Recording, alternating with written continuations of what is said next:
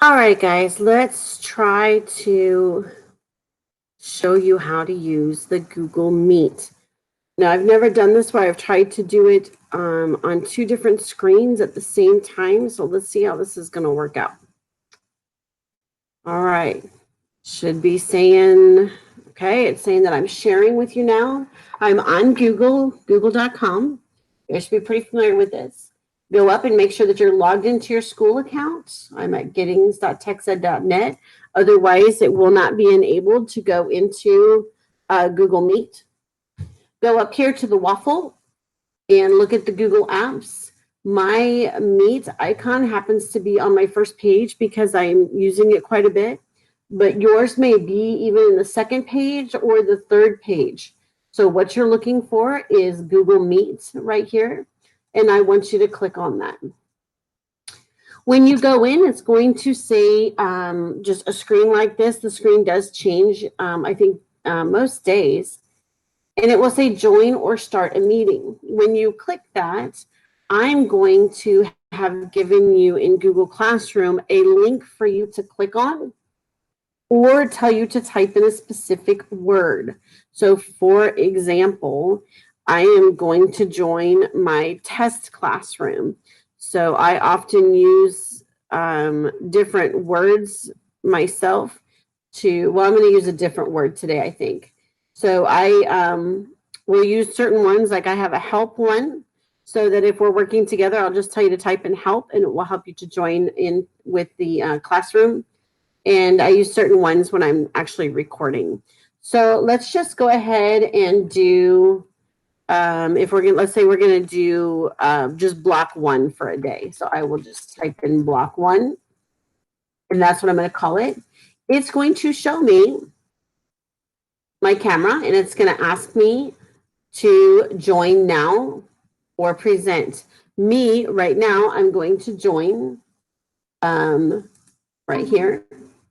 And then it's going to give me some information. It's going to say copy the joining information. This is what I would copy. It went to my clipboard, and I would post in Google Classroom. This is what you would be clicking on in order to get in. Notice that there's also a phone number that you can dial in with a PIN number if you don't have access, and that way you can still hear what's going on.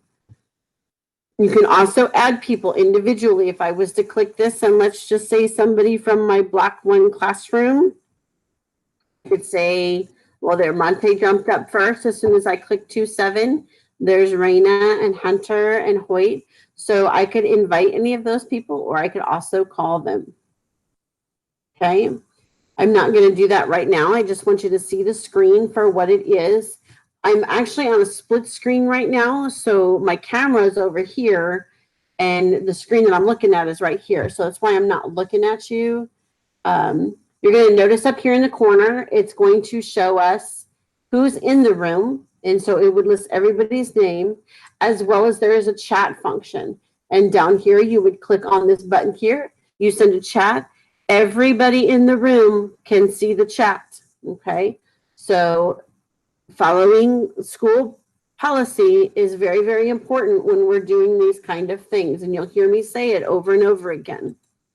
You can add people here as well if you need to. When you want to get out of that particular screen, you just click. You'll see your own self up here. You'll see that your microphone is enabled. I am able to mute people. If you have a lot of background noise going on that's interfering, I am able to mute, or you are, in fact, able to mute certain things from your own accounts. At the bottom of the screen, you see different icons. You can turn off your microphone. That's a very good idea. I might ask you just to do that unless you have a question, to turn off your microphone, because otherwise we get all the noises from everybody. This is how you hang up. And right here is how you turn off your camera. If you just want to go to audio, or if you don't have a good Wi-Fi connection, you can just be there using your microphone without video, okay? We also have over here closed captioning, which if I turn that on, it is a very good intuitive program that will sit there and read everything, or so I'm sorry, type everything that I am saying. So that should be very helpful for some people. But it does go very quickly. So you really still probably ought to be reading or listening at that point. Then we have the option for presenting. If you're needing to show me something on your computer screen, understand this isn't necessarily using your camera, because if you're using your camera, you would just hold something up for me to see it. But if you want to present something that's on your computer screen, you would click present now. And then it's easier just to pick your entire screen. It will come up with 2 separate windows, and you pick which window you want for me to see. And then you would click share. I'm already sharing with you and recording, so I'm not going to do that right now, but I'm just showing you the different functions. The other options over here, you can record meetings.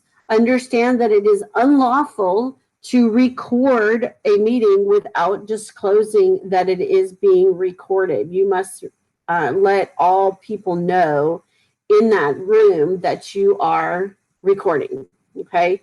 You really don't have any need to be recording. That is just mostly a function so that I can record things and read them to you, and you have them available.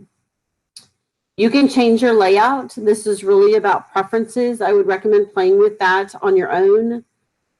You can create a conversation when we're doing the group work.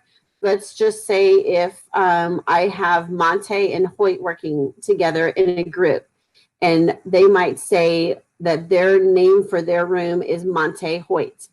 And they would type that in when they're joining. What room do you want to join? You put Monte Hoyt. And then when you're in there, just you two are using that video. Now, somebody else can use that name to come in, but you need to let them know what you've called it. Again, it must be appropriate. Really be conscious of those choices that you're making. You don't want to have to go to paper copies of the work if you don't have to.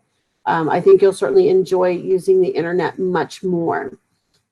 You can get a full screen at any time. Understand that depending on what size your screen is, I'm trying to record in a low definition because of the people that might have low bandwidth. I don't want to be recording in HD where it is going to take a lot of time for things to load and for it to be slow.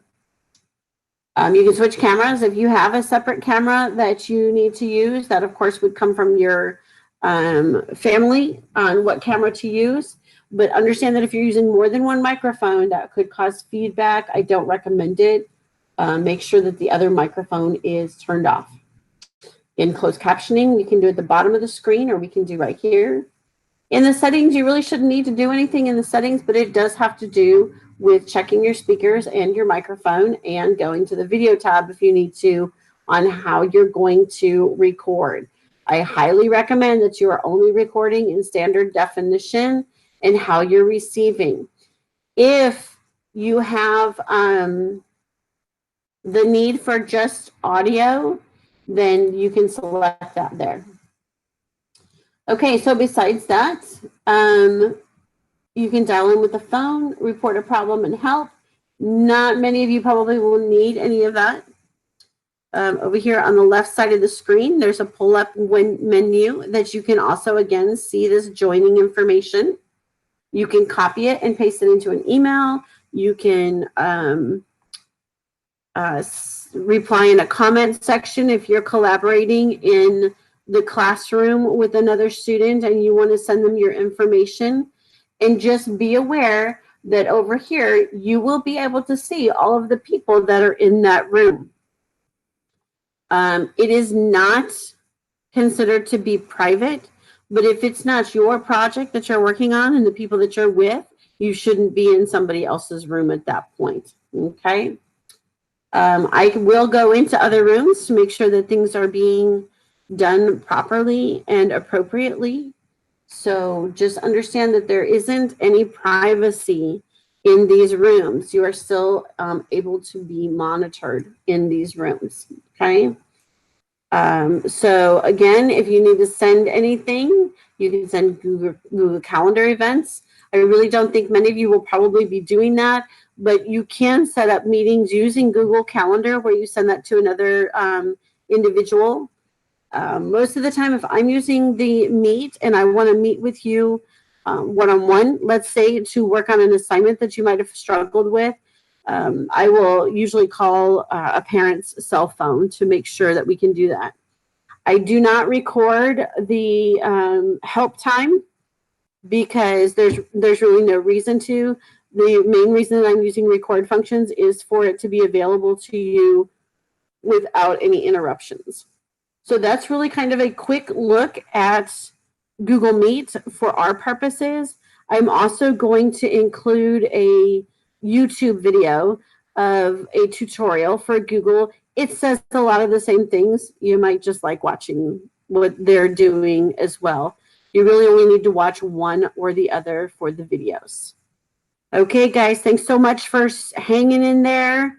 I really appreciate that you're powering through. It's a learning curve, but I think this is going to be fun. All right.